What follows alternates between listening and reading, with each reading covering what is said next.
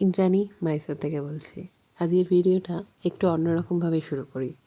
অসংখ্য ধন্যবাদ এস্তার ম্যাম, কোমলা, গীতাঞ্জলি, প্রদীপ দা আর স্বাগতা বৌদি, বুলটি দি, ভুবনেশ্বরী, যারা যারা প্রচণ্ড আমার ভিডিওতে লাইক করেছে, সবসময় আমার পাশে দাঁড়িয়েছে, স্পেশালি পাপু, ভানু কাকু।